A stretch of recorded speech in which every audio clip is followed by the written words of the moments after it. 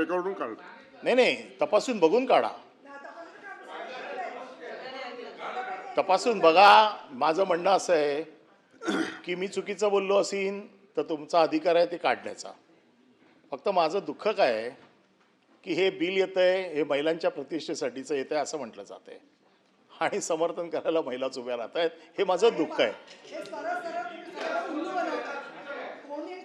अरे कोण काय बोलले, काय स्वतःच्या अंगावर घेत आहे सगळं? एवढा महिला बसले तिकडे या सभागृहामध्ये.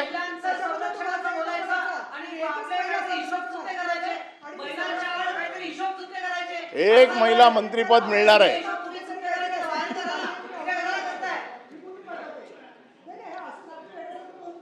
अरे वेड्यासारखं काय, मी काय वेडा आहे काय? हे बघा वेड्यासारखं बोलतायत.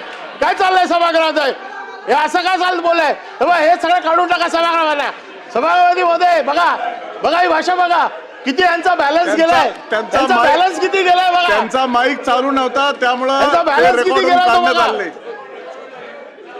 बॅलन्स गेलाय, बॅलन्स याचा बॅलन्स गेलाय. हे बघा असे आम्ही कोणाच्या धमक्यांना घाबरून काम नाही करत. तुम्ही इकडे असा किंवा तुम्ही तिकडे असा. नाही सभापती त्यांचा माईक बंदच होता त्यामुळे तो शब्द रेकॉर्डवर आलेला नाही आणि अनिल परब साहेब जे म्हणले ते सुद्धा रेकॉर्डवर नाही. फक्त सभागृहात एक तुम्हाला सांगतो. नाही सभापती मध्ये खाली बसून असं सांगितलं जातंय की मी इकडे बसली आहे हे समजून बोला. बघा या सभागृहात जेव्हा आम्ही आलोय ना इकडे तर कुठलाही कोणाला घाबरून आलेलो नाहीये आणि कोणाला घाबरून बोलायचा माझा विषय पण नाही आहे. मला जे बोलायचं ते मी नक्की बोलीन. प्रश्न एकच आहे की याच्यावरती कारवाई होणार की नाही. डान्स बार हा विषय असा आहे की माझा विषय असा होता की परफॉर्मन्स लायसन आणि परफॉर्मन्स लायसनच्या वेळेला आपसात बोलू नका, जरा शांतता ठेवा. माननीय मंत्री शेसाट साहेब, परफॉर्मन्स लायसनच्या परिणय फुके समोर बघा माझ्याकडे जरा. परफॉर्मन्स लायसनचा गैरउपयोग डान्स बारसाठी केला जातो हा माझा विषय होता. परंतु कारवाईच्या बाबतीमध्ये ही कारवाईच्या तरतुदी, याच्यामधल्या कारवाईच्या तरतुदी काय, त्या तरतुदी जरा व्यवस्थित कळल्या पाहिजेत की आता तुमच्या ज्या तरतुदी आहेत त्या परफॉर्मन्सवरती आहेत की परफॉर्मन्सचं व्हायोलेशन झालं तर काय होणार. आता परफॉर्मन्स डान्स बार हा विषयच नाही आहे. डान्स बार परफॉर्मन्सच्या नावावरती डान्स बार चालवले जात होते, बरोबर आहे. मग त्यावेळेला जे काय होतं त्याच्यावरती ज्या काय, आता मी काय बोललो होतो की मागे ही जी केस झाली होती, आता मी परत ह्या विषयावरती मला आणू नका. 3 FIR आहेत, बरोबर आहे. 3 FIR मध्ये मुख्यमंत्र्यांकडे मी दिलेले आहेत. मुख्यमंत्र्यांनी मला काय सांगितलं की याच्यामध्ये आम्ही सविस्तर तपास करतो आणि तुम्हाला कळवतो. अजूनपर्यंत मला कळवलेलं नाही की याच्यावरती काय कारवाई झाली आणि मी पण त्याच्यामध्ये जास्त गेलो नव्हतो. आज खरं म्हणजे तो विषय पण नव्हता, कारण नसताना ते स्वतःवरती मगाशी विषय घेतला. मग मी म्हटलं ठीक आहे, आता जर मंत्री स्वतःवर घेतातच आहेत विषय तर आम्हाला पण सोडायला काय हरकत नाही. प्रश्न हा आहे की ह्याच्यावरती कारवाई कशी करणार. आज डान्स बारची लॉबी इतकी मोठी स्ट्रॉंग आहे. मुंबई, महाराष्ट्र यांचं एक मोठं सिंडिकेट आहे. आज मुंबईत तुम्ही जाल, नवीन मुंबईत तुम्ही जाल, आता हे सगळे मेसेज खाली गेले असतील. आज तुम्ही काय करायचं नाही, आज सगळे डान्स बार बंद ठेवा. आज तो गाव कोण गाव ओस पडला असेल, आज तिकडे कोणी नसेल, आज मुंबईतले सगळे डान्स बार बंद असतील. परंतु ज्यावेळेला डान्स बार चालू राहतात तर मी जसं तुम्हाला सांगितलं, तुम्ही कधीही माझ्याबरोबर येऊ शकता. माझ्या विभागामध्ये जे डान्स बार चालतात तिकडे पोलिसांच्या गाड्या बाहेर उभ्या कशा असतात, पाठीमागण्या कुठल्या रस्त्याने लोक आतमध्ये जातात, कुठून बाहेर पडतात, त्या डान्स बारच्या मुली लपवण्यासाठी कशा प्रकारचे छोटे छोटे तिकडे गल्ल्या बनवलेल्या आहेत. ह्या सगळ्या गोष्टी आम्हाला माहिती आहे, कारण आम्ही तिथेच आजूबाजूला राहतो. प्रश्न असा आहे की तुमच्या कायद्याने हा जो कायदा करताय ह्याची शिक्षा काय, ह्याचा चालवणारा. आता होतंय काय की मॅनेजरच्या नावावरती ॲग्रीमेंट करतात. मॅनेजरच्या नावावर ॲग्रीमेंट केला, मालक सुटून जातो, मॅनेजर चालत राहतो. मॅनेजरला तुम्ही जे काय आणता 2 दिवस उचलून ठेवता, डान्स बारच्या मुलींना आणता, त्यांचा काय तो जामीन वगैरे होऊन जातो. परंतु ह्याच्यामध्ये तुम्हाला खरोखर तुमची इच्छा असेल की खरोखर हे बंद व्हायला पाहिजे, तर हे बंद जर व्हायचं असेल तर याच्या बाबतीमध्ये तुमची शिक्षेची तरतूद ही तुम्हाला कडक करावी लागेल. आता हा तुम्ही शब्द ह्याच्यामध्ये टाकताय, नव्याने शब्द टाकताय, म्हणजे डान्स बार हा शब्द नव्याने येतोय. आतापर्यंत जो होता तो परफॉर्मन्स लायसन आणि ऑर्केस्ट्रापर्यंत सीमित होता. ऑर्केस्ट्राचं व्हायोलेशन झालं आणि त्याच्यामध्ये डान्स बार आला तर तुमच्याकडे तरतूद आहे.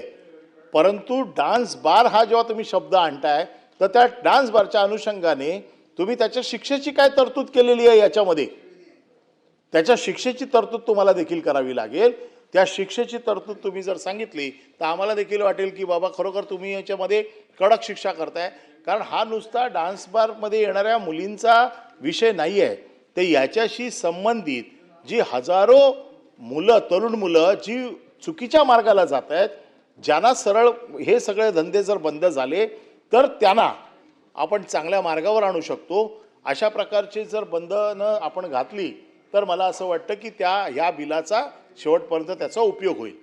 आज जे लोक कारवाई जी तुमची आहे, आता तुमचं 1 वाजेपर्यंत रात्रीचं हॉटेलचं लायसन असतं, 1 वाजेपर्यंत हॉटेल चालू असतात.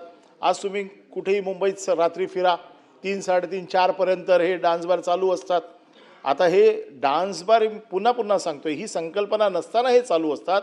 आपण हा कायदा आणल्यामुळे शिक्षेची वेगळी तरतूद काय करणार, ज्याच्यामुळे याच्यावरती चाप लावू शकतो. कारण आता जी शिक्षा आहे, ऑर्केस्ट्राचं व्हायोलेशन झालं, परफॉर्मन्स लायसन्सचं व्हायोलेशन झालं तर त्याची शिक्षा तकलादू आहे, त्याची काय फार मोठी शिक्षा नाही आहे. त्याच्यामुळे हे बिल आणताना तुम्हाला जर ते बिल स्ट्रॉंग करायचं असेल तर त्याच्या शिक्षेची तरतूद देखील तेवढी स्ट्रॉंग असायला पाहिजे, तरच तुम्हाला त्या बिलाचा फायदा होईल. नाही तर त्या बिलाचा फायदा काय, केवळ आपल्याला फक्त लोकांच्या समोर हा जाईल विषय, परंतु जोपर्यंत कडक शासन जर आपल्याला दाखवायचं असेल तर हे कडक शासन दाखवायचं असेल तर शिक्षेची तरतूद देखील तेवढीच मोठी असायला पाहिजे. आणि माझं एकच मत असं आहे की डान्स बारला राजकीय वरदहस्त असू नये. राजकीय वरदहस्तावरती चालणारे डान्स बार मला सगळे माहिती आहेत. तुम्ही ज्या वेळेला कारवाई कराल तेव्हा कोणाचा राजकीय वरदहस्त असलेला डान्स बार सकाळी 5 वाजेपर्यंत चालतो, ज्याला राजकीय वरदहस्त नाही त्याचे बार लवकर बंद केले जातात, हे सगळे सर्रास आम्ही बघतो. तर त्याच्यामुळे तुमच्याकडनं या सूचना इतक्या सक्त असायला पाहिजेत. कोणाचेही बार असू देत, तुमचा परफॉर्मन्स लायसन आहे, परफॉर्मन्स लायसनवरती तुम्हाला 1 वाजता बंद म्हणजे बंद सगळे झाले पाहिजेत. मग 5 वाजेपर्यंत कोणाचा चालू आहे, मग त्याला काय वेगळं त्याला प्रोटेक्शन आहे का, मग त्याला वेगळं प्रोटेक्शन आहे तर का प्रोटेक्शन आहे त्याला. मग तुम्ही जी आबांनी घोषणा केली होती की ज्या एरियामध्ये आबांची घोषणा होती की ज्या एरियामध्ये डान्स बार आहे त्या एरियाच्या सिनियर इन्स्पेक्टरला आम्ही सस्पेंड करून टाकू, या घोषणेची अंमलबजावणी करणार का, ती आज करा. सर असा कुठला जर सिनियर इन्स्पेक्टर आपल्याला सापडला, आबांची तर घोषणा DCP पर्यंतची होती, परंतु माझं मत असं आहे की सिनियर इन्स्पेक्टरला कोणाला जबाबदार धरणार तुम्ही, ह्याची जबाबदारी कोण घेणार. या बिलामध्ये तुम्ही जबाबदार कोणाला धरलंय की नाही, याच्या अंमलबजावणीची जबाबदारी कोणाकडे तरी असेल की नाही, तुमची पोलिसांकडे आहे, बरोबर आहे. तुम्ही सस्पेंड कोणाला करणार, तिकडच्या बीट ऑफिसरला सस्पेंड करणार, एक्साइज ऑफिसरला करा, बीट ऑफिसरला करणार.